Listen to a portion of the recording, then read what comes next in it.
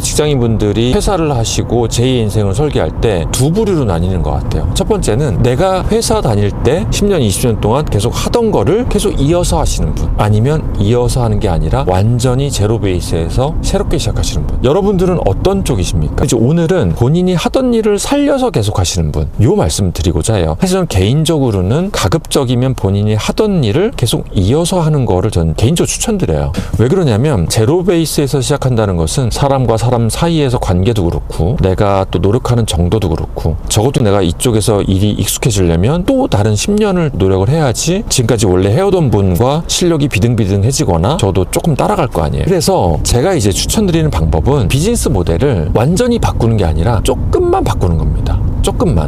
예를 한번 들어볼게요. 제가 얼마 전에 만난 분께서 장례 지도사시더라고요. 저는 장례 지도사를 만나본 적은 처음이었어요. 그래서 그쪽 바닥의 생리라든가 메커니즘 또는 비즈니스 모델을 들어보니까 정말 재밌더라고요. 우리가 알고 있는 이런 상조회사들, 그런 회사들은 거의 금융회사인 거예요. 그러니까 미리 돈을 월 회비를 받고 예를 들어서 500만 원 정도 이렇게 쟁겨놓은 다음에 그거를 계속 융통을 하면서 어느 순간 돌아가시게 되면은 그 돈을 이제 쓰면서 장례를 치르면 되는데 평균적으로 한 분이 돌아가시게 되면 장례 비용이 한 2천만 원가량이 들어간대요. 그러니까 이제 돈이 좀 모자르잖아요. 그때가 되면은 거의 대부분 이제 업셀링을 한다고 합니다. 하청업체들과 원청 사이에 이제 수수료 베이스로 움직일 거 아니에요. 그러다 보면은 자연스럽게 이제 업셀링을 유도할 수밖에 없는 그런 면이 좀 있는 거죠. 그래서 이분께서는 현장에서 결제하는 게 아니라 완전히 정액제, 딱 정찰제, 500 얼마짜리, 700 얼마짜리, 1500만 원짜리 이런 식으로 딱딱딱 금액을 미리 정찰제로 정해서 거기에 투명하게 모든 서비스가 드러나도록 이런 식으로 설계한다든가, 또 사후만 책임지는 게 아니라 사전까지 책임져가지고 여러분들 그런 얘기 많이 들어봤잖아요. 무슨 유언장 작성이라든가 관에 직접 들어가서 체험한다는 서비스라든가, 이제 돌아가신 분 유품 정리하는 거 아시죠? 그런 서비스라든가, 내가 죽으면 내가 남겨놨던 디지털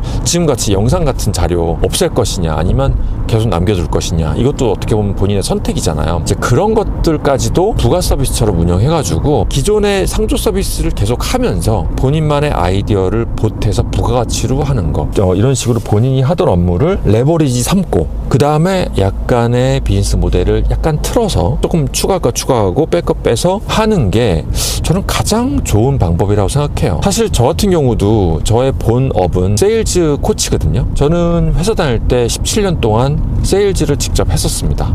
그리고 이제 나이가 들어서 내가 그동안에 익혀왔던 세일즈 스킬을 사람들한테 전파하는데 좀 힘을 쏟자, 이렇게 생각했거든요. 그러니까 저도 어떻게 보면은 직장 생활의 업력을 레버리지해서 지금 일을 하는 거거든요. 이런 사례들은 많이 있죠. HR 업무하시던 분이 이제 회사를 나오셔서 제2의 인생을 설계해 주시는 그런 역할, 주로 이제 경력적으로 많이 도와주시겠죠. 이제 그런 식으로 내가 인사 업무하던 거를 그대로 레버리지해서 은퇴자들의 제2의 직업, 적성 이런 것들을 좀 결정해 주고, 참 바람직하다고 저는 생각을 해요. 기존에 하던 거니까요. 요즘에는 특히 이 소프트 랜딩 할 수 있느냐가 굉장히 중요한 관건 같아요. 이제 옛날 같으면은 1년, 2년, 3년 막 이렇게 쉬는 분들 꽤 있었거든요. 그러면서 결국에는 직업을 잘 못 구하다가 약간은 원치 않는 일을 하는 분들도 많이 봤는데요. 이게 아니라 퇴사하면서부터 내가 하던 일을 계속 한다면은 계속 경제 생활을 또 지속할 수도 있고, 또 일하면서도 내 업력을 그대로 레버리지 할 수 있기 때문에 뭐랄까요, 좀 어디 가서도 좀 대접받는다고 할까요? 그런 느낌을 받을 수 있어서 추천드리는 방법입니다. 아까 제가 말씀드렸잖아요. 내가 하던 일이 너무 싫더라도 너무 밀어내지는 마시고요. 조금 다르게 해석을 한다면